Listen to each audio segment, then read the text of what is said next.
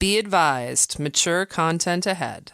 This podcast is brought to you ad-free thanks to the Legion of Demons at patreon.com/NOTLP. If you like what you hear, there's much more at patreon.com/NOTLP. Join the Legion. That's patreon.com/NOTLP.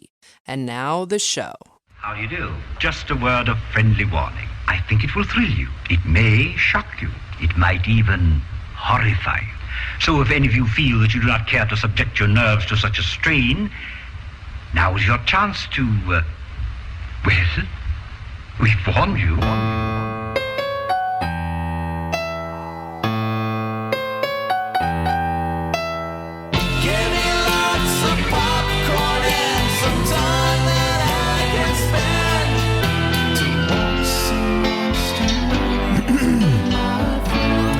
Clear my throat.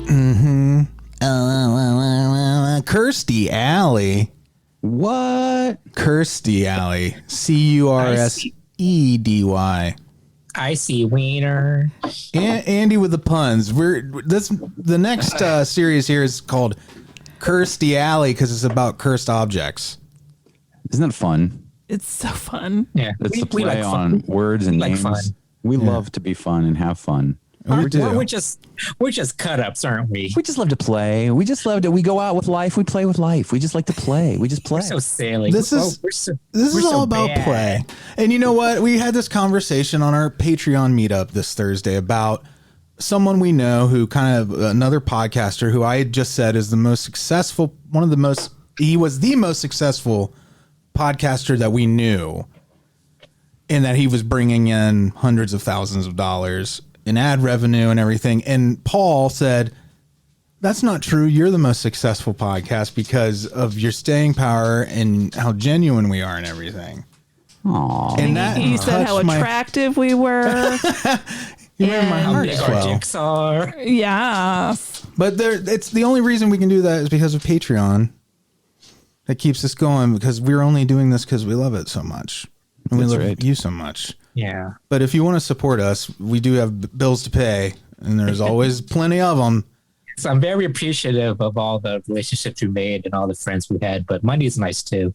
Yeah. Patreon.com/NOTLP. We just recorded the intro for Origins for episode 134 from 2009, spring of 2009. We talked about the Canadian horror film, which we all love, but is almost impossible to find, End of the Line. Yeah, man. So good. Great movie. And Erica reviewed Hair Extensions, not the product, but the movie. It'd be weird if she was reviewing the product. It would be. It would have been. Let me see if I can snatch it out. Okay, we give this one a B for holding power. So looks real. Check it out. We what Origins is. If this is your first time listening, these are the episodes we did way back in the day where before we were so refined. But yeah. So we anything interesting this week? I feel like the world is calming down quite a bit lately. It's just because people we know are getting vaccinated. It puts a pep in your step. It does. In your step. And it's sunny out. Yeah. It's sunny out. And that's always like a nice thing to see. Like it's spring, new life. Slight warm up.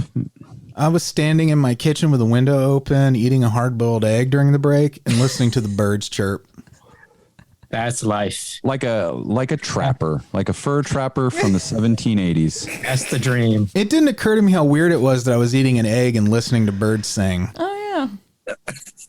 No offense, Freddy, but there's just something so gross about eating a hard-boiled egg. Standing up in front of a window, in front of a full ashtray. Completely naked. Just by itself, just eating a hard-boiled egg. Oh, you don't like a hard-boiled egg? I love a hard-boiled egg. No, I like it in salads and you like it. It has. There is something about just the simple act of cutting a hard-boiled egg in half that makes it not a barstool food. Yeah, it becomes real food then. I stood and just held the whole egg and ate it like pickled eggs. What I bite the top off of it. Mm-hmm. Yeah. Me too. Yeah, Freddy's top off, pinch of salt. Pinch of salt. That's what I do. Pinch of salt. Yeah. Freddy's a construction worker in the 30s. He would just throw 2 hard-boiled eggs in his sitting up lunch there. pail. Get in my lunch pail with my 2 biscuits and my several berries, as we learned last night. You lay it all out on the girder that you're sitting on. 30 floors up. What do you got? I got a squirrel. What do you have? Want to swap? Oh, I want your snack pack. Remember those? Yeah, I was shelf stable pudding. Oh no, I forgot my spoon. I might snack eat this packs, now. man. I'd eat snack packs now. But shelf stable pudding. Think about what that probably did to your innards. It probably stabilized them. It probably. Anyone who ate that now, it's like putting up sheetrock on the inside of your intestines now. Like you could hang things. You can hang posters and stuff from your intestines if you've eaten that. What if the key to immortality is eating only shelf stable food, and it turns you preserved? Yeah. So all the preservatives preserve us. Right. Because that's how that works. But we're gonna look like reptiles. Yeah. Eventually. That's the flip. We're gonna live. We're gonna have great shelf life, but we're gonna turn into turtles. We're gonna look like iguanas and turtles by the time we're 60. Like Mitch McConnell. And then we'll go from shelf life. He ate a lot of pudding. To shell life. Mm-hmm. A question.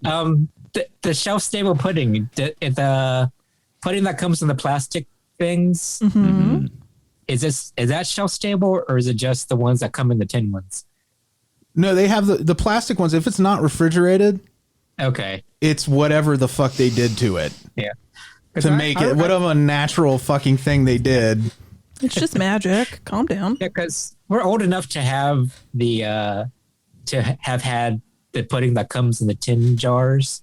And the tin. You had the ring pull, and then you had a razor blade. Yeah, that's you could slash people with. I don't know if they let kids have that. I don't know if I should feel like I'm extra fancy. I always ate out of. Oh no! Wait, did I? I don't know if I ever had the tin. I don't think I had a tin. Oh, the tin was an uncrushable tin. It was like I didn't have pudding out of that. I always had little. It was the U.S. Army Corps of Engineers made them. I've seen big, giant, like coffee can size cans. Restaurant style of pudding for the family, like a vat. Wasn't that exciting when you would see that and you'd be like, you can get pudding in this kind of size?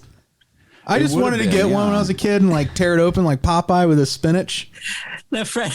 Remember you and Matt watched Band of Brothers and got a thing of pudding and ate it? Oh yeah, we used to do a lot of weird shit. Like we would have these nights where we would get together and just stuff ourselves like it was our goddamn job. Did you ever just make a big bowl of pudding? Like you bought the mix and then mixed up? Oh, I used to make pudding. I make homemade pudding now. And then just eat the whole bowl. Some homemade bowl. Yeah. Do you? Because I've gone completely full circle back to making it on the stovetop. Yeah. Can I just interrupt for a moment just to say that you've been talking about pudding? Oh, you clock for the us? last 10 minutes. So pudding, night of the living pudding. I don't even know I don't even know how to stop it other than to make you reckon with it. Okay. The thing about pudding is pistachio is the best flavor. We're done here. So does anybody watch anything cool this week? Anybody have fun? WandaVision finale. That was fun. Yeah. No spoilers. I would love to do a little night of the comic about WandaVision. Yeah. So anyone who is interested. I'd rather do a night of the comic about pudding. Well, I want to do a night of the pudding about pudding. Season finale. Yeah. Season. I don't know. Have they announced another season? I thought they said they were doing another one. It either set up another season or it's setting up a movie. I don't know. Well, I feel like I don't want to spoil alert, but it seems like it wrapped up pretty well. I don't know where they go for the very end. You got to think of it like a trade comic book. I think they are going to treat each season like they would a trade in the comic storytelling. I love that. I wish more things would do that. Yeah. It was lovely to have such a fun experience with people every week talking about it on the internet. Yeah, it's water cooler TV's back. Yeah. Mm-hmm. It's true. And, so far, the ones that have been the most successful at bringing that back have both been Disney Plus shows. The Mandalorian and WandaVision. That's true. So, like, True. I wonder. I think this is letting other networks know. I would say The Boys. The Prime, though, Boys has also been because everyone. I just finished the second is, season. Is still telling me that I need to watch The Boys. Not just Hey, you. Kelley. Everyone. Kelley, you need to see The Boys. But I think the difference is what we're talking like is we get it episodically, only released once a week, and everybody tends to watch it the night the episode comes out. Yeah, no, totally. So like that's been happening with them, and I think it's sending a cue to other networks to hey, you can break the rules any way you want to. I don't know. It seems like they've already certain places have decided things. So on Disney Plus, they are a week to week with new content.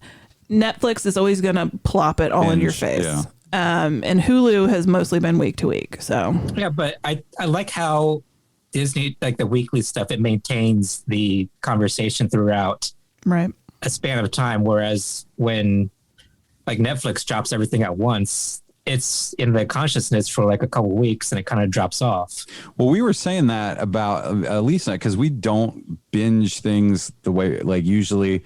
Now we'll watch an episode of something a night or even two maybe, but we usually don't binge a thing we're watching. Like it took us a couple of weeks to maybe a month or so to go through all of Schitt's Creek, watching 1 or 2 episodes a day. That's kind of what we do too. Yeah, we talk about how we miss, like, there was something special about spending so much of an extended amount of time with the characters when it was released weekly and you were coming back every single night over the course of a year or, however many months a season was. That's like my approach was with the podcast. I was like, we should record 15 years worth of content and release it all at once in the beginning is what we said. And we talked you out of it. Yeah, and we came back and we were like, no, let's just release it weekly. Yeah. So that is a good. I like that. I like that. That model. Yeah, I do too. Certain shows, but some others are better binged, like Game of Thrones, for instance, because they're so complex that if you have that separation of a week, I feel like you can be lost. But out of all these shows, Mandalorian, WandaVision, The Boys is the best of them. Yeah, it's the best of them. It is so good. Well, it's feel they're allowed to do things, push the envelope a little more. Yeah, well, I mean, than the Disney Plus show, yeah. So like, they're not tied. They're not tied down to such a known entity. Yeah. So they're not, bogged down by fan expectations because they're not as well known and established. Right. That's true. That works on both fronts too, Andy, because they not only are they not well known and established as a property, but Prime doesn't have like an identity yet either. So I think Prime is one of those networks that can really take chances because they haven't found that. But now that they found The Boys, you're probably going to see them picking a lot more products like that. Or found The Boys. Yeah. Is The Boys Garth Ennis? Is that a Garth Ennis title? Okay, that's what I thought. Coming to America 2 just dropped on Prime. I still have not seen the first one. What? We should fix that this afternoon. You should fix that this afternoon. All those cultural references you missed out on. Christ. That's a fun movie. You don't know what McDowell's is? You don't know McDowell's? No, you don't know sex. Home of the Big Mick? You don't know sexual chocolate? I mean, I've heard all of these things. Out of context. I could pretend for a conversation. You don't know about the royal penis and how it's clean? It's clean. I think I've seen that The royal clip. ass wipers. Yeah. You don't know Soul Glow? Oh my God. Eric LaSalle, baby. I do love Eric LaSalle. Radon Chong. Yeah. Oh, that was Radon Shaw. I forgot she was in that.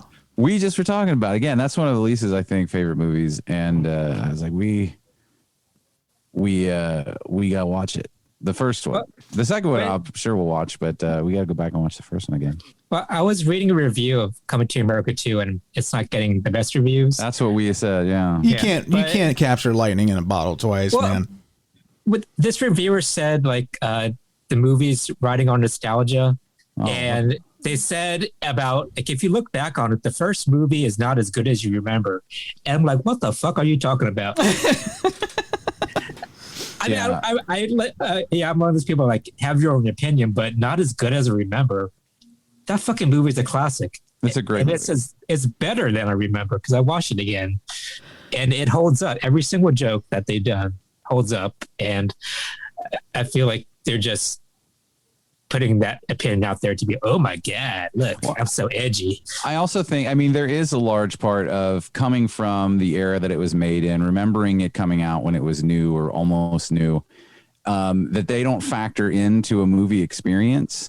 So someone who is maybe not, I don't know the age of this reviewer, but if I feel like it is a great movie. It's an awesome movie. It's probably, you know, there are probably weaknesses that you would objectively say it has, but those things are overcome because it is a classic. It's like, you know, any other classic that, like, just taken on paper, it might not be what someone would say is one of the greats, but because of everything that goes with it and just the common experience of everyone watching it, that's part of what makes it.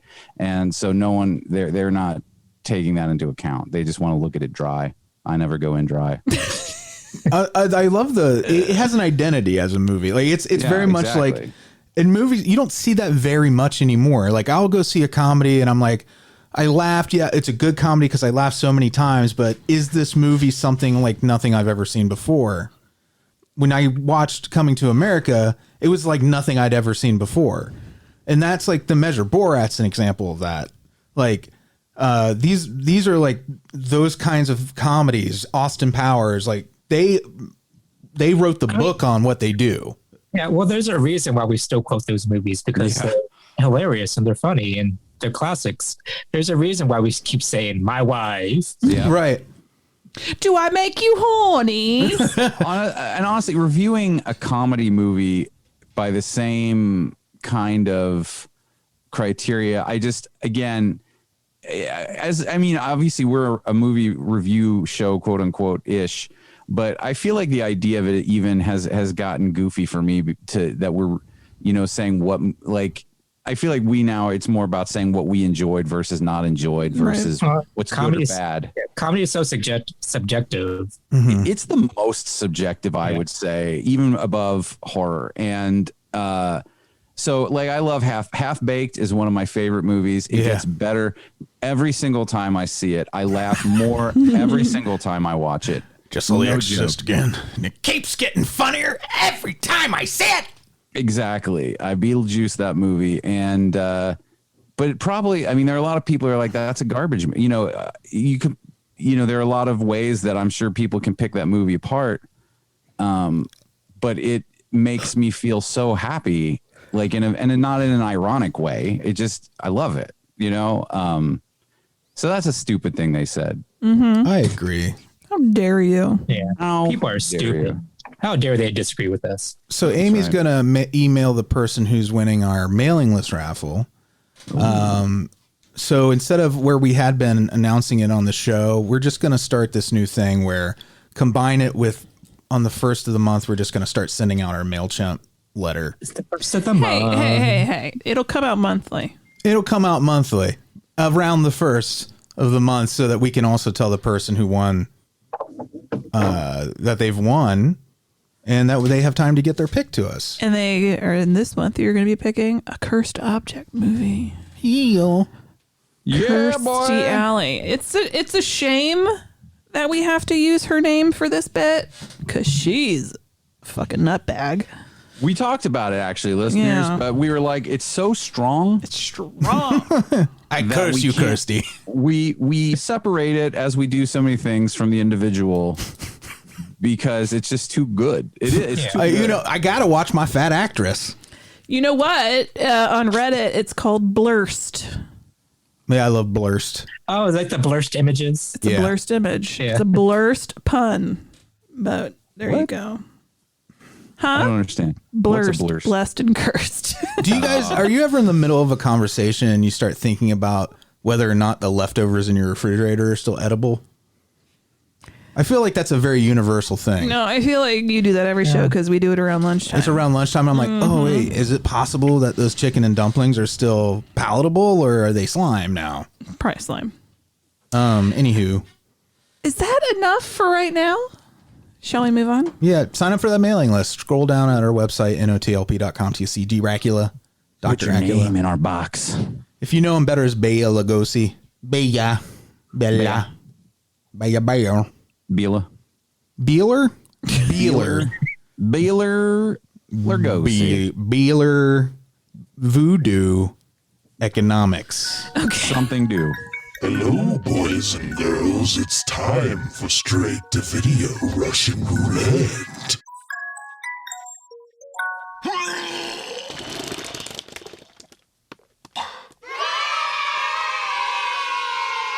Listen, baby, you're gonna have to talk to me sooner or later. You can't just disappear.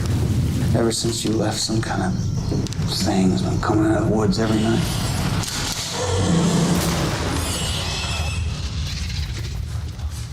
I'm going crazy without her. I'm going around town telling people there's a big bad wolf trying to blow our house down. Maybe she got tired of waiting around. You should just tell your sister she ought to just come on home. Told you so. Yeah, kitty. And I don't hate to say You see what it did to my door? you didn't How do you know, though? 'Cause I saw it. when it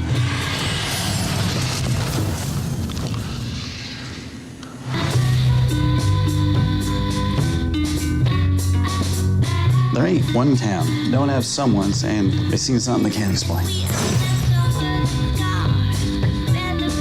You're right about most things, but you're wrong about one thing. You are enough for me, Abby.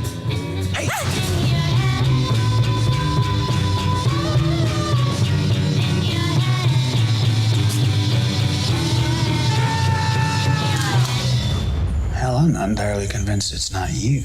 You're like a werewolf or something.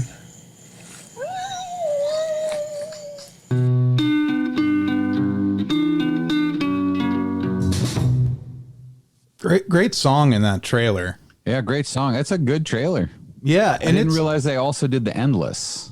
No, well, yeah. The reason you see that in that trailer is that the man who plays the cop character in this is Justin Benson, who directed The Endless.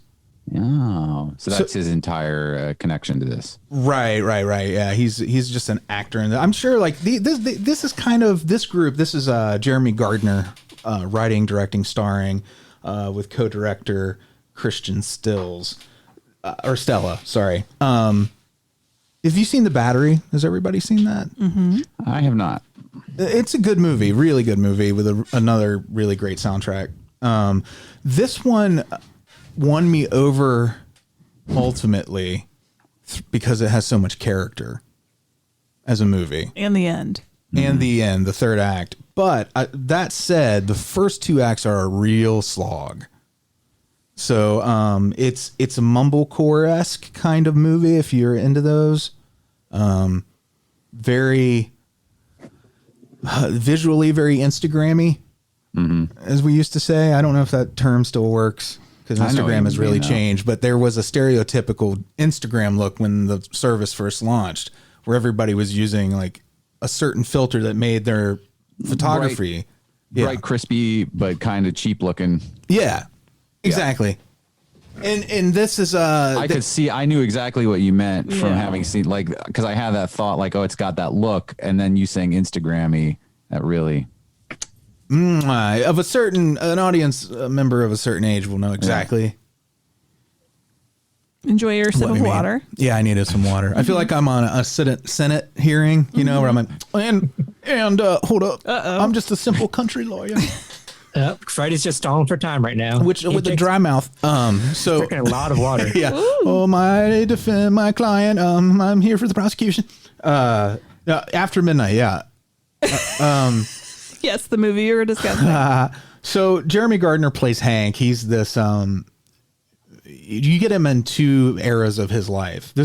It jumps back and forth between when he first met his girlfriend Abby, played by Brea Grant, and the current point in the story.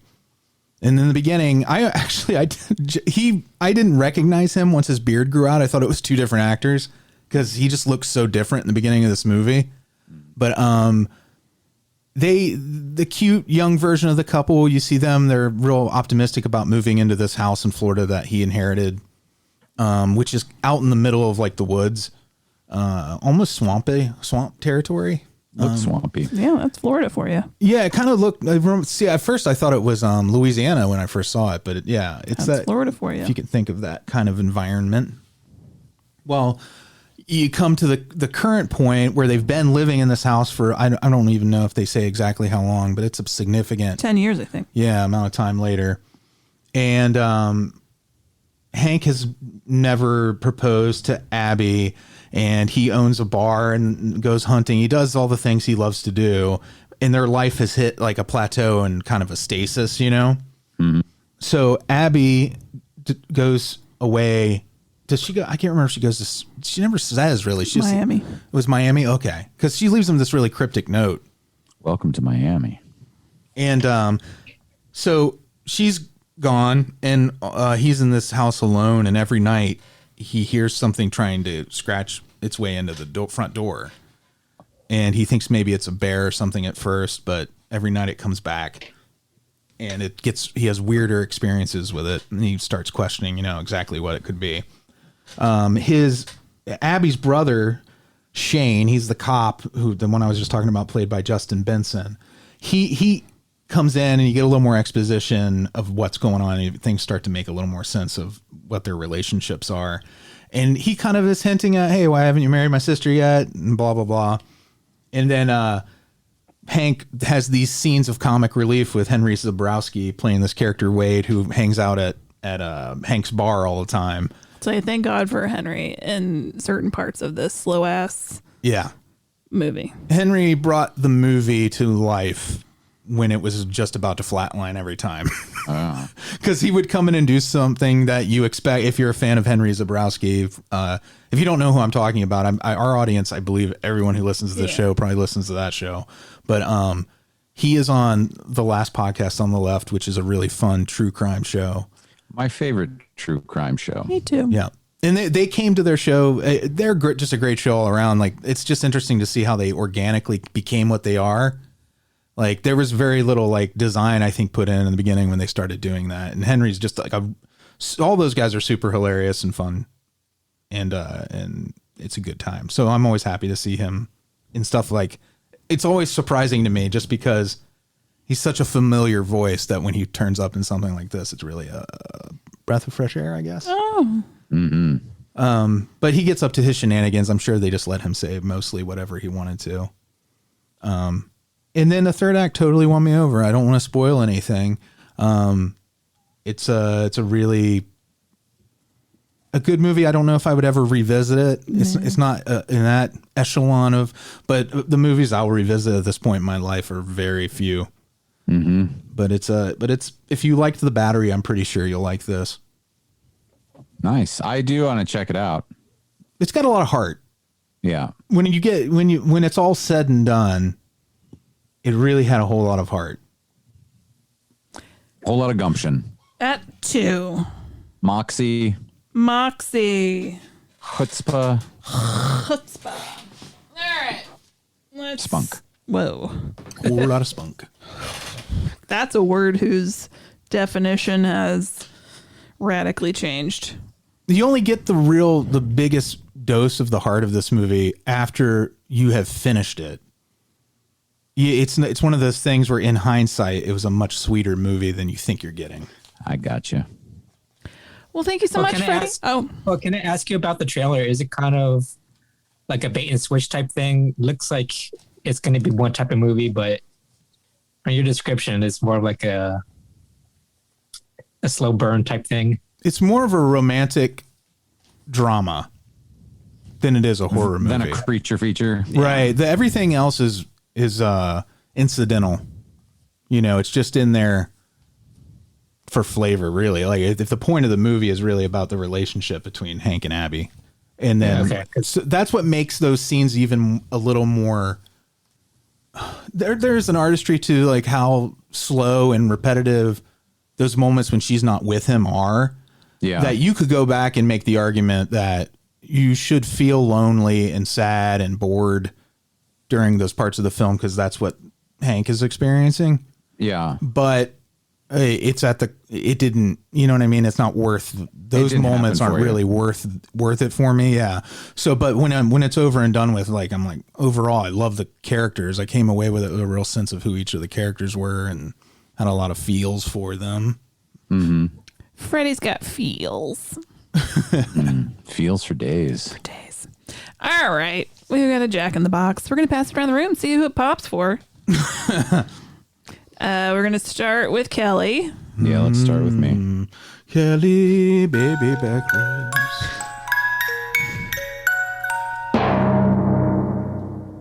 Safe. Andy. Andy. Oh, Amy. Oh, boy. Safe. What are you doing?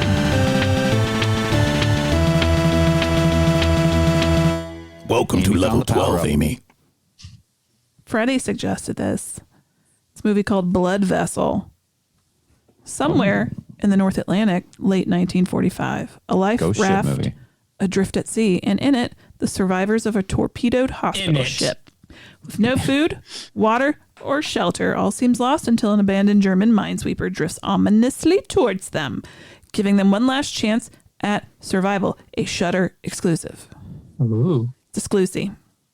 Hey, can we change it from a Jack in the Box to a taco, and we'll pop the taco? Oh, and it'll just explode. And this will play taco pop wins. Yeah, we'll play that clip from that commercial. While you lose. I feel like that would Really be makes very my taco cruel pop. to. Yeah, it's crude and cruel. Cruel to. Was it Sean Johnson? Sean Johnson. So, Yeah. Well, she got paid. I don't know. I don't think she likes that commercial. Oh. She might. I don't know. I think it's hilarious. If it were me, I'd be like, yes, I'm the Taco Pop kid. You want me to sign what? The Taco Pop kid. Sean Johnson, the Olympian? Yeah. Okay. What you're talking about. It was like El Paso or something. Oh, you don't know, Kelley? I mean, I can put it together, but like, well, there's no reason for you to live in ignorance of this one moment longer. Give me 1 second, and we're gonna share it together. And I think everyone's gonna be the better for it. And culturally, Sorry, Don't you apologize. It's not your fault he's going to do it. But you shouldn't have told him. So that you should apologize. Yeah. Sean Johnson Taco Pop. Oh boy, are you ready for this? Girl born ready. All right. Oh yeah, that's Sean Johnson. Yep. Oh wait, we need sound. Johnson have in common great taste and Ortega. My tacos, the best. I love Ortega's taco sauce. It makes my taco pop. My secret's the crunchy Ortega taco shell and diced green chilies. Beat that, bro. I take an Ortega soft tortilla and Ortega shell, the taco double twist. Boys, always competing. There's no competition. Ortega is the champion of great taste. Yep. Now you've seen it, Kelley. And it was those two twin gymnast boys. Yeah. The Helium twins. The Ham brothers. Were they the Hams? I don't know. Yeah, they're Morgan and Paul Ham. Yeah. But I noticed that I think that's right. The last person ate a soft taco, but we still heard a crunch sound. Well, I thought he put a soft in a hard. A hard in the soft. He created the double wrap. Oh my gosh. I hope he gets credit. He won't. It's too late. He's dead now, right? I don't know. Everyone in that commercial has to be dead by now. No. Especially after her taco popped. She probably bled out. They're all like 30 now. Oh my God. Gross. Well, it's a good thing she was able to get her taco popped because those two weren't going to help her with it. Yeah. Well, they're like 600 pounds now because all they've eaten since then is tacos. It's tacos upon tacos. No more gymnastics. They still wear the singlets though. Yeah. But that's what they got paid in. They instead of money, they got paid in tacos. Yeah. Man, I love a taco. Shells. They still have to buy the meat. But they get the seasoning in the shells. One lifetime supply of toilet paper, please. Sorry, that was a terrible apple and onion impersonation. It was terrible. Okay, can we? Yeah, we can. All right. If you want to.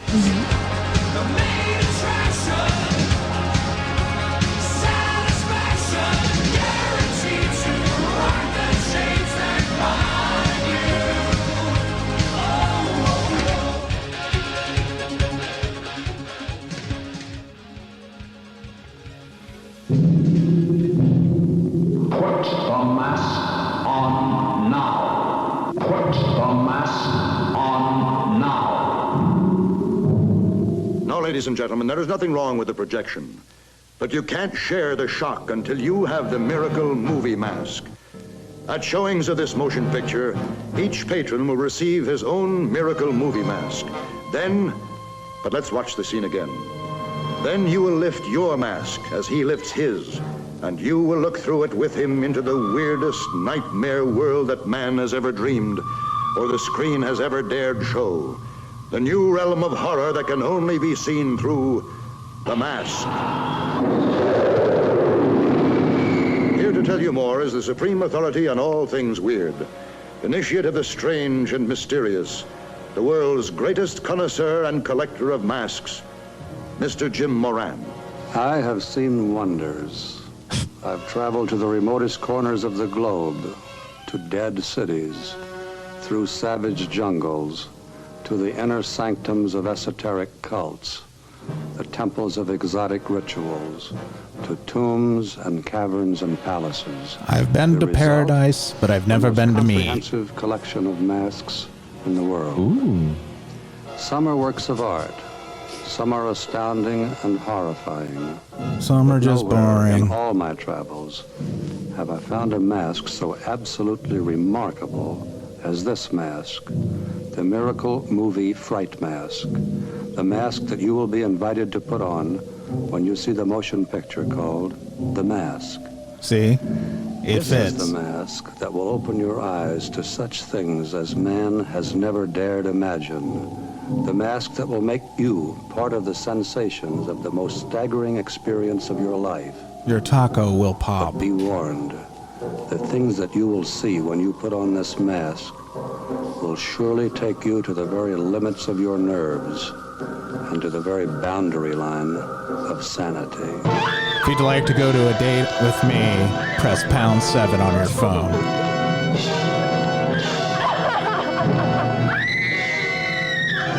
God damn this thing.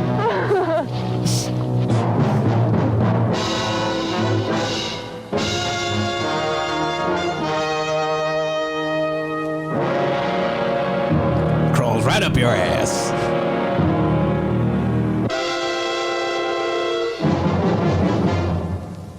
I love that ad. This movie had great graphic design. Yeah. Yeah. Yeah. I texted you guys when I watched this. Yeah. We were talking about that when we watched it. This is a conundrum. This is what I wanted to say to you, but I wanted to save it for the show. And that is, I feel like this movie is like if Ed Wood and Ingmar Bergman had a baby movie. Oh, you nailed it, man. It's like German Impressionism by way of 50s garbage. Garbage. It is both good and bad simultaneously. Yeah, when it's good, it's really good. But It's when it's really bad, good. Yeah. It's really bad. It's so Not bad. bad. It's not necessarily bad. It's just boring. When It's bad. It's bad. It's incompetent. The acting and dialogue and just many things are Ed Wood incompetent. But then they get fucking Lovecrafty and Dream World on you, and you're on the unknown quest, or the quest of unknown Kadath, and the fucking creepy acting of the Scarecrow man, and like he is like a scarecrow. He was terrifying to me. Yeah. Once he had that mask on and he was in the dream world, like it was super scary. He reminded me of the bully zombie from Return of the Living Dead Part 2. Have you ever seen? You know what I'm talking about? Yeah. He has that same look, and I don't think Amy and Andy. That was all the mask doing the work. Yeah, he was Scarecrow. He was gangly. He had a big head, and I mean, he was interesting to look at. I actually like this actor. No, the physical performance while he was in the mask realm was really interesting. Yeah, it was like modern dance in a way. His movements. Yeah, all of that part. Well, there was in the dream world was. Yeah, there was a mime credit in the opening credits. So yeah, there was definitely some modern art dance miming. I hope you don't mime. But So I was just doing a quick Google on that Jim Moran who was in the trailer, and he's the guy that opens the movie, and he's supposed to be the world's foremost mask collector. Pull the string. Well, here's the thing. Like, he's supposed to be this purveyor of creepy stuff, but he's like, do you like terror? It is the most horrifying thing you will ever see. He's numb to it now. Yeah. We want to thank Brian, by the way, for sending this movie to us. He loves this movie. I get it. And he made sure that we were going to see this movie, and a Blu-ray turned up in the mail like the day after we talked about it. Yeah. So it was very nice. Thank you. So this Jim Moran guy is actually just a Hollywood publicist, marketer guy. And he would pull stunts to get attention for things like the movie The Mouse That Roared. Yeah. Remember that play? You were in it. Yeah. They had a bomb. Remember? Yeah. And as part of the marketing campaign for The Mouse That Roared, he had them open a fake embassy in Washington, D.C. For the fake country in the movie. And things like that. This is, again, not to keep bringing up Edward, but again, it's like him using Criswell in his movies, who was sort of a Kreskin of the time, who was like a mentalist or whatever, that was obviously just kind of a bullshitter. Who would always open those movies. I don't know if the person who made this was a fan of those kinds of things, or if this was just one of those kinds of things, because it was around the same time. But it just felt so. It was like a real long episode of The Twilight Zone, a little bit, like not one of the good ones, but like, but there's like a nugget of something interesting in every episode. So it's just like. Well, we watched some of the extra stuff, and they talked about Julian Rothman, who directed this, and we saw little clips of mostly documentary stuff. Yeah. And that's what we were talking about lunch pails for, because part of it was he made a documentary about Appalachia. Oh. And it showed people cutting down the corn, and the narration was like, these stupid bastards don't understand they're going to deplete their soil. They should be planting soybeans. And they're like, they send their kids away with a paint can with 2 biscuits and several berries in it. Wow. Yeah. Well. So this movie, which I came to understand was about how men all secretly want to kill women. Is what Are you waiting for us to argue with you? I was just making sure you got it. At the end, hashtag not all. Hashtag not all. Because that was a thing. It seemed like certain people were drawn to it, like the guy at the end. So it's not all men, but it can only be men.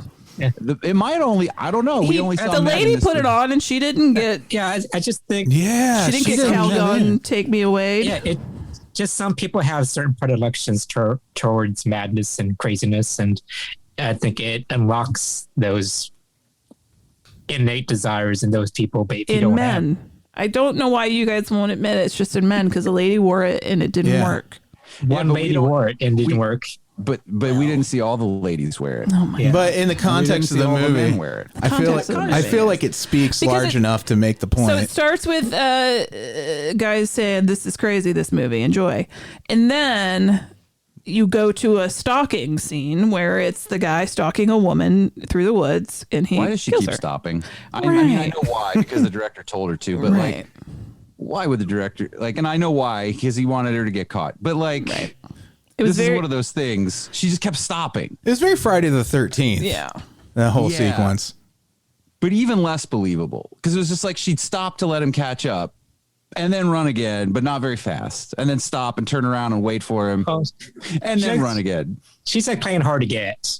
Yeah. It was fun. So she was asking it. Did this predate? No. 13 Ghosts came, I can't remember if it came before or after, but the whole concept of just the glasses is why I was bringing it up. This is also very, what's his nuts? William Castle. William Castle. Thank you. Yeah. So the idea of the mask, and then that you overheard that in the trailer, like he showed you the like little cardboard mask, and you can look up that trailer on YouTube. You should. It's pretty cool. Where he's like, hey, you'll get one of these masks when you come in, so that when you put on the glasses for those scenes, when we tell you to put the mask on, you'll see things in 3D. And there's a lot of great gags tied to that, and I really wish, because they restored all the 3D and it works on this Blu-ray. If you have like either a 3D TV with the high-end glasses or like an VR headset, you can watch it in 3D. That's pretty cool. I think it's funny that what was supposed to be a gimmick and what actually should have been real stupid, where they're like, put on the mask. It's, to let the audience know. But I actually found that to be pretty unnerving in the context of the movie, thinking that, the person who's insane and being controlled by the mask, like it just became like this weird litany where they were being just commanded to put the mask on. Actually, it ended up working for me as something that was probably meant to really just be gimmicky for the gimmick. Yeah, because it makes the audience complicit in the murders and stuff. Like he's like, go ahead, you want to put the mask on too. And and just the voice, like this pounding voice commanding this poor madman to, he can't not put on the mask. Put on the mask. Did you guys see Nightmare on Elm Street 6? Freddy's Dead in the theater? No, they did the same gimmick. I did, yeah. Yeah, and it was very like obvious type of like, oh my God, things are coming toward the screen. Yeah, it was. There actually, I feel like there were some nods to this movie in that movie. Visually, like some of the gags they put in looked very similar to the ones in the eyeballs floating at you, the snakes coming out of the eye sockets. I can imagine. I mean, that with a dream world that these, probably someone that made some of those movies was inspired by this. Well, I mean, so I love gimmicks. When I get to go back into a theater again, just being there is going to be the gimmick. But like after we're a few years out from this pandemic, I'm bored with my whole life again. They should do stuff like this. Oh man, they should re-release Eyes Wide Shut. And when you come in, they tear your ticket, but you also have to take off all your clothes and they give you a mask to wear. Well, and if you give the wrong password, they're going to kill you. That too. And you can't sit with the people you came in. You have to just mix it up and sit with random strangers. I don't you have to eat someone else's popcorn. That's not what I meant, Freddy. But it's cool, right? So basically, this one dude who kills the lady in the beginning, he goes to talk to his psychiatrist, Dr. Alan Barnes. Now, from what I remember, the guy that comes to talk to him, he's probably killed more than one woman, right? At this point? Probably. It seems that way. And he's telling the doctor, it's the mask doing this. It's making me do this stuff. And the doctor's like, I'll get you a prescription for some Xanax. No, they didn't have it then. These people thought they were acting their asses off. Well, because they were. No, I know, but you know what I mean. This was a very... that was a style, though, then, in a lot of respects. Totally. And especially in this kind of movie where they're just like, make sure everyone can hear you. What? And make sure that they really understand exactly what you're thinking through the volume and tone of your voice. That was almost exactly what I said word for word when the fiance later on, she gives her impassioned speech. I was like, oh, this lady she's giving it all she got. She is Scottying this. She's Scotty in this movie as the Enterprise, and she's giving it all she got. She's going for it. She called her Virginia Slims dilithium crystals. Yeah, that was gonna be her. That was gonna be her Canadian Oscar moment, whatever they call her. The Canoskers.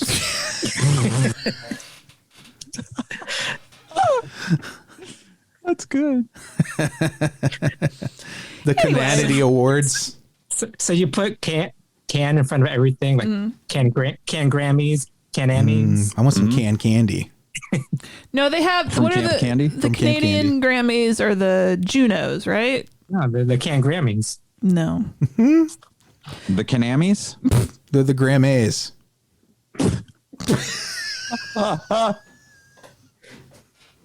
Oh, that was too good. That was too good for us, Freddy. It was so good it came back around to being awful. we're not worthy of that. Yeah, it's the same way that people in Canada named Amy, they're called Kanami. Cannaday. That's right. Yeah. So here, nobody has a very Canadian accent in this movie. I never noticed it. So there's not one A uttered. If that's usually a deal breaker for you, if you can hear that like a boot or whatever, don't worry, it's not in this. There was a guy in this movie for a minute. I thought his name was Alfie Scoop, but it's Alfie Scop. Oh, yeah. So you were one letter off. Yeah. He worked in an ice cream store. Mm-hmm. Yeah. It's a cute name, Alfie. Alfie Scoops. Alfie Scoop is a super cute name. Alfie's a cute name to begin with, but then you put Scoop on it. What are we doing right now? I'm just talking about cute names. Back on the train. Mm-hmm. So, Canadian version of Anthony Perkins. Yes, Yes. Can Anthony? Police made the same Can Anthony Perkins. Anthony Tom Hortons. Yeah. Tim Hortons. He's like, Doc, I'm going to keep doing this. You need to help me. And then Doc's like, can't because you sound crazy. And he's like, well, I'm just going to give you the mask then. And I really did. Oh, sorry. No. You go ahead. I thought there was a pause and I was going to jump in. No, you finish. There was no finishing. Are you? I hate to interrupt. No, I don't want to interrupt. No. I want you to say a thing. I'm sorry for talking while you were talking.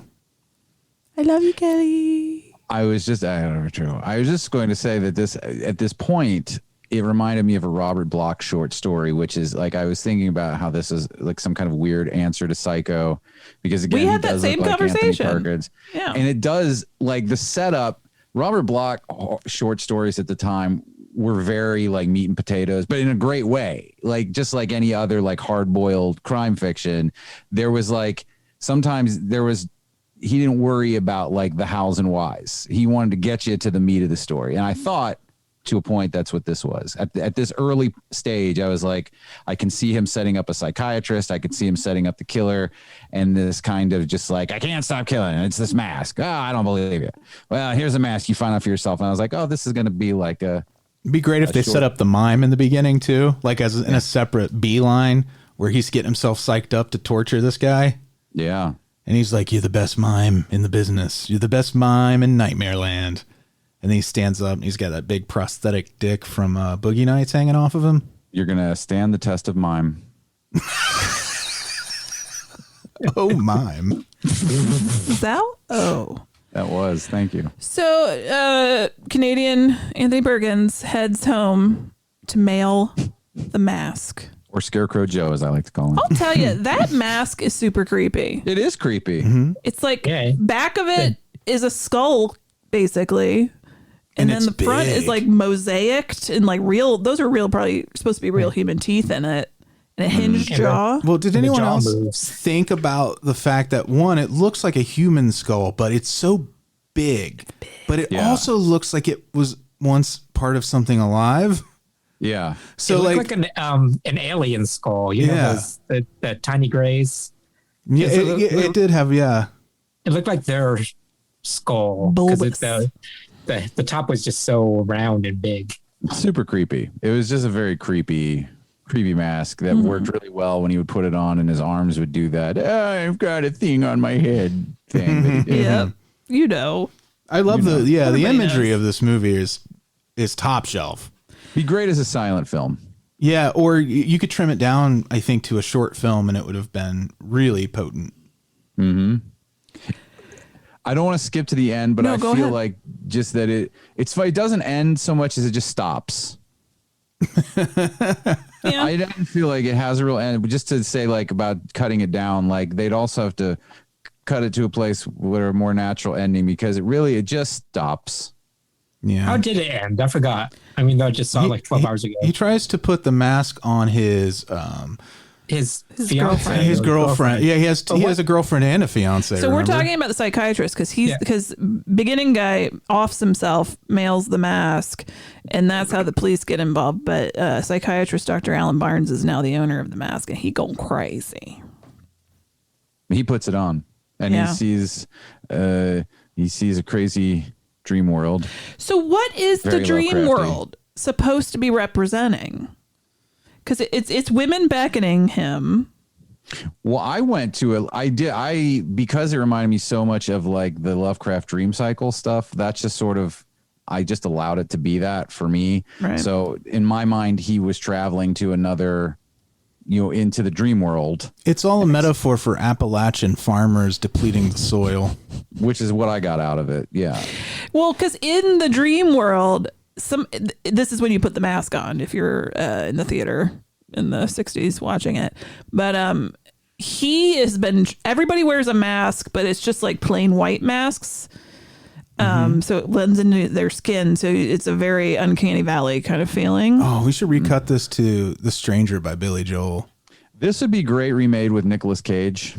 Yeah. This movie should be remade. It should be remade. Yeah. I think you can make a really they kind of remade it with Jim Carrey, but that is not this. Actually, in tone. my understanding is that I'm sure it they're started connected. That way. Yeah.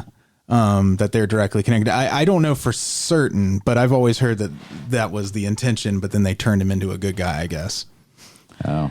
But like, isn't Jim Carrey Canadian? Yes. Yeah. He's also kind of a scarecrow man. There's a connection right there. So like this world, he's basically moving like a well-trained dancer playing a zombie would move. Mm-hmm. I don't even know if it's the same actor under there because of the mask. There are King in Yellow types all over the place in tattered robes with fucked up faces. Yeah. I'm pretty sure that the guy that killed himself is there with his eyeball hanging out because he shot himself in the face. That the actor who did the masked body movement stuff was someone named Rudy Lishoten. Linshoten, yeah. Maybe, yeah. His inner self, you mean? The inner man? Mm-hmm. Yeah, it was really interesting. Like I said, I just wasn't sure what I was supposed to be getting from it. I feel like there was a lot of stuff like this in the 60s as, psychoanalysis and psychiatry became a more common thing that regular people like were aware of and involved. I feel like there were so many movies that tried to take you into the horrors of the human psyche and were like all trippy and hippy dippy like this. Although the further you got into the 60s, I feel like you got more of that. Very George Romero in some ways. Yeah. This reminded me of, George Romero stuff other than the zombie stuff. I just saw something I'm sorry, go ahead. No, that's it. That was my stop. I was just saying I just saw a movie called Luz, or is that right? Luz? I think it's Luz. Yes. Anyways, it's really, really good. It's a German horror movie. And it has a very similar vibe to like early George Romero and Carpenter stuff. It's really, really cool. I just thought you just made me think of it. We're riffing, man. We are. We're riffing. We're just riffing. We're playing jazz here. Mm-hmm. It's the notes you don't play. Well, for a horror movie, there was very little horror. Because it's supposed to drive him mad, but he didn't do a lot of like mad stuff. He was just obsessed with the mask. Well, he did try to strangle people. He tried to strangle his secretary. And then he tried to kill his girlfriend.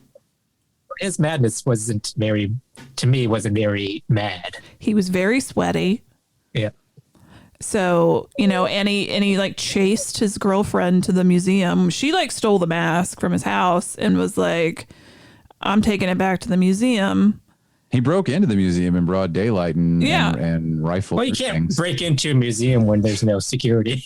Well, there's that. I guess I had the same thought. I was like, does nobody work here? There's nobody. Yeah. You can just wander into the offices as you like, willy nilly. He's like, can I have that mask? Thanks. Bye. The entitlement of white men. I like that he thought that they were just going to take it from her and hang it right back up on a wall. Yeah. Like, because that was the first thing he did was just start looking at the walls. Like, she just handed it back. Like, a guy came running outside like it was like his DoorDash, and he didn't want to let it get cold. And he grabbed the mask from the girlfriend, and she drove away like, I got other deliveries to make. And then the jaunty scarecrow thought like that guy just went and threw it back up on the command strips where it was missing from. And command strips. I could never get those things to work long term. Oh, really? I've had bad luck with command strips. Is that true? Everything in my house is hung with command strips. Yeah, we have all kinds of. We're using them everywhere. Well, we have a few. That's what's holding his house up. Yeah, it's built with command strips. But by and large, really heavy pieces that are hung with command strips. I could probably hang a picture on an interior wall with a command strip. How did we get? What are you trying to? But any of my exterior walls, like Christmas lights, that sort of thing, like decorations. Oh, well, that probably isn't great for my cursed mask collection. So what I think is great about this movie is that the look of it's beautiful. It is. And visually, the dream world is like, also. by the Toronto International Film Festival, I think. So on the Blu-ray, it looks really good for a movie as old as it is.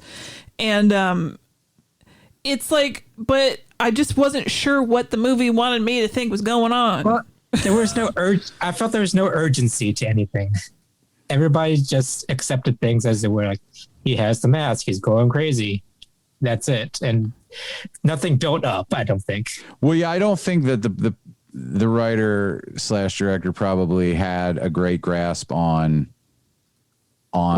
building a cohesive and propulsive narrative, you know? I feel they had the gimmick first of it's going to be in 3D. Yeah. And then just built a movie around that. And it was mostly about him in that dreamscape world.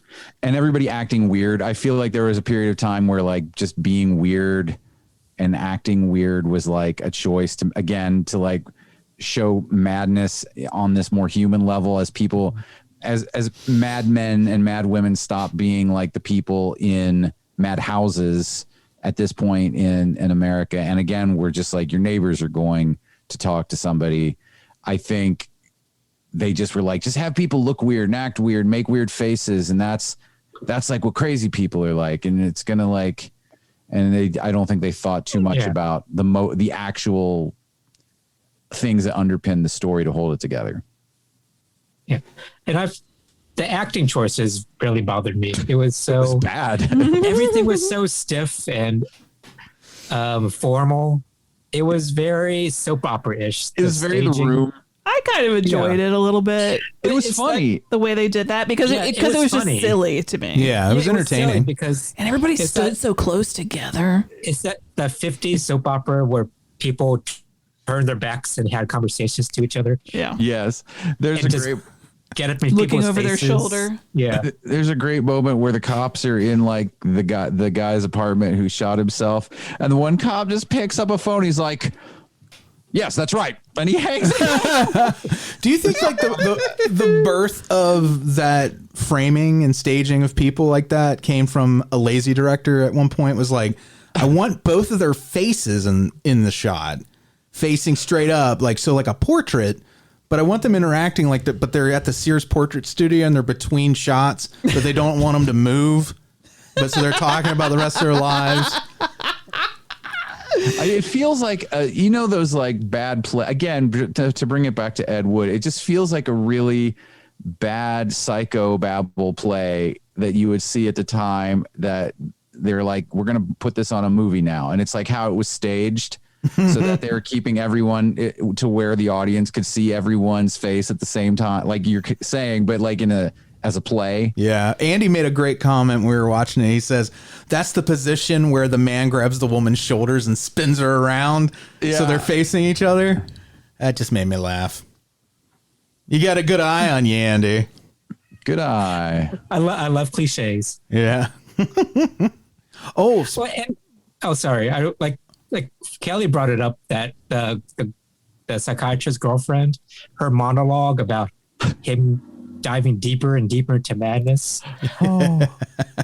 They took themselves so seriously, but the movie they were in did not warrant these Shakespearean monologues. And nor could they pull them off, really. It was hilarious. It was. This is why I say this would have been a great MST 3K movie. Mm-hmm. Like, it is ripe. I was riff traxing it. I feel like we should riff trax this movie. We can do it. Because it is the performances is just, I can see all of them thinking like, this is my moment to shine. Well, Freddy kept saying that was the style of acting back then, but even so, everybody was just so stiff. It was a style, but there are actors that did it right versus actors that didn't. You know what I mean?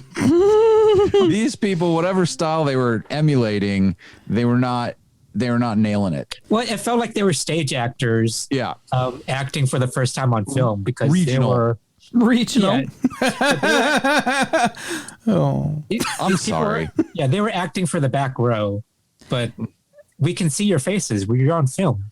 They were perfectly cromulent. It was good. The things that were good were great. But the things that were bad were legitimately and genuinely bad. Legitimate. Could you imagine if we use these same ways of describing like food from a restaurant or something, where if it's one entree and there, you could still be like, whoa, that's terrible, but this part tastes good. I think it was really bad, but I said, well, you do. I mean, you'd probably send it back or just chuck it in the garbage. Yeah, I'll eat around it. Would you eat around it? Yeah, this is like the movie. I could eat around the movie. But if you hit a spot that was truly really disgusting in something you're eating, don't you usually just stop? You don't keep picking at it and trying to find a part that tastes good. I try to find the right proportion of bad to good. Actually, that's probably a very privileged thing I just said. This is true, honey. Well, but this is the world. I know what you're saying. I mean, we can't say that we never throw away food. Like that's just. We do. We absolutely do. I get to a weird thing in anything, and I'm like, we're done here. I get a crunchy thing in something that is not supposed to have a crunchy thing in it. I'm like, well, whoops.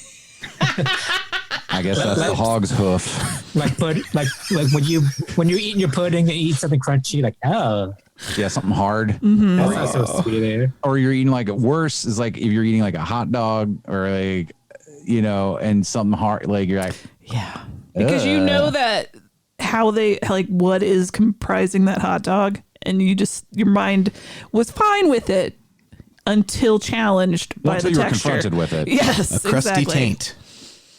So I cannot continue into what is probably still okay. Yeah.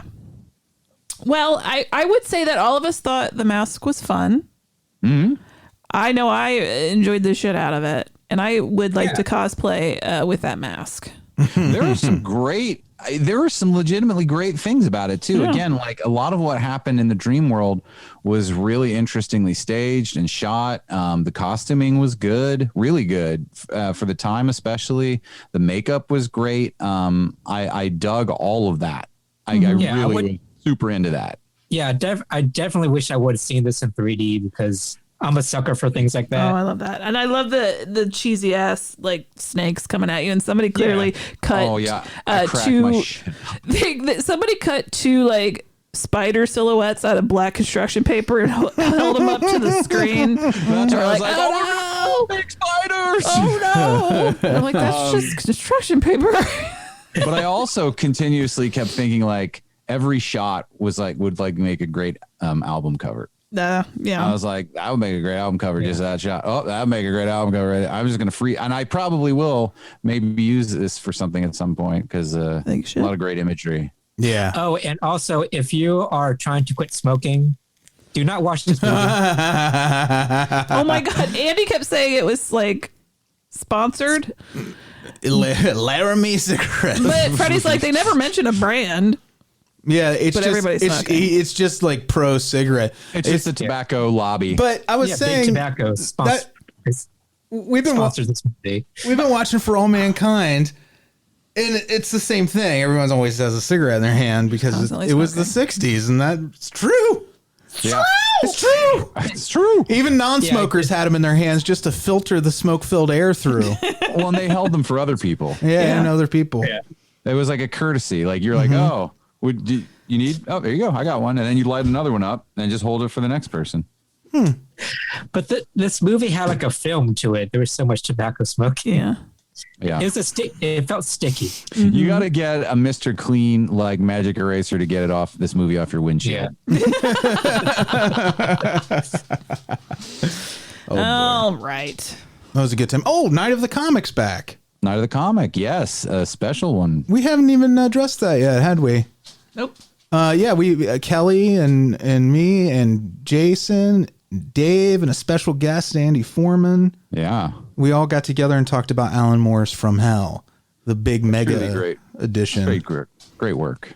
Yeah, it was a fun show too, and a deep show, right? Yeah, it was a really good time. Yeah, we got into some real human discussion. Okay. So we talked about humans. And that's out there for anyone who wants to listen to it, even if you're not a patron. If you have a friend who you think might enjoy it, thank you for being pass it along. But speaking of patrons, Night of the Topicana is coming up. Oh yeah. What's our question? Before we move on, I thought we didn't tease it last week. I realized after we were all done. But this is my question this week, and again, as usual, it comes from my lovely wife. But she's good at coming up with these. So my question I pose to you is, if you could design a candy that will be sold by the big boys, the companies that you've heard of. Right on. Hershey's, chocolatey chocolate. Have you guys been watching The Food That Built America? Not yet, but I will. That's funny. You've talked about it on here, honey. Yeah, I just thought that maybe that's why she was asking the question. It's a great question. It's certainly not why she came up with that at all. But I do want to watch that. So anyway, if you candy, what would it be? What would be in it? And what would it be called? Oh. So think about a candy treat that you would like for us to eat. Pudding with bones in it.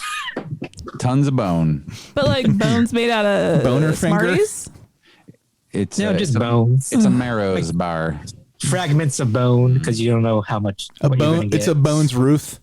Oh, that's about the same as a Marrow's bar. Marrow's. Oh man, you're gonna get my imagination really flowing with this. Oh man, I want it. That's what I want. I want all your guys' imaginations. He wants a heavy flow. I want to get your mind pussies moist. Oh my goodness. Well, on that note, let's say hello to our Beelzebubs. Say hi to them every show. You guys should be used to this shit by now. Alise, what an excellent question. I already have some ideas of brewing. Yeah. But I don't know. Love you, sweetie. I'll see you in a minute. Ernest. What's up, Ernie, baby? Amanda. Hey. Mark, what happened? I thought you were coming to our Destiny 2 game on Friday. You leave him alone. It was weird because he said he was really excited, but then he disappeared. He's not beholden to you. I thought you were in a ditch, Mark. Blake. Yo. He still could be. You don't know that. No, he posted something. Hello, Bill F. Hey. He posted from the ditch. Tree and Alex. Oh, I see now. He put in the Discord that he jumped on late last night, but we weren't there anymore. And you weren't there, so I should Freddie. on you. What that was? Hey, what man in today? the mirror. Man in the mirror. All right, Tree and Alex, how you guys. doing? Yeah. Jeffel. Iona Goodwin. Iona Great One. Exactly. Branan and Emily. My You dear guys. sweets. Adam. Freddie, can you scroll? Oh, I can do all kinds of things. I just got distracted by the Discord. Oh my God, Freddie. Bill Chandler. Bill. What up? Bill. Blayne. A lot of B names on this list. Monica. Monica. Monica. But Alyssa. Brian, of course, today's show is brought to everyone by you. The letter Brian. Mm-hmm, by the letter Brian. The letter Brian. And finally, the number Brian. Carla. Man, Do you like my B name jokes? What a good life we have. That was a good job, Amy. You did a great job. Thank you, Bandy. You on a great job. So would it be Bandy and Brady and Belly? Mm-hmm. It's Belly. Or it's Kelley, which was, sounds like a B'Elanna from Voyager. The bully that I received as a child is very mild. When I was in kindergarten, it was Kelley belly full of jelly. That's adorable. That's not a bully. Cute, that's a compliment. Well, but it was meant as a bully. Yeah.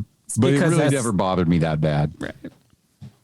Your parents gave you- sounds. But you let anything. Your parents fed you nothing but jelly, right? Nothing but jelly. My belly was full of it. So it was just the truth. Smuckers, strawberry, raspberry. They called me Forgetful Fred. Did they? Mm-hmm. That was your bully? Burn. That was my teacher's. Oh. Turned out to be true because you are very forgetful. I am, even more so now. Well, this was fun, everybody. Good job. We did it. We'll be back with another cursed object movie. 1 week from now. Yeah. Bye, gang. Bye. Bye-bye. Bye-bye.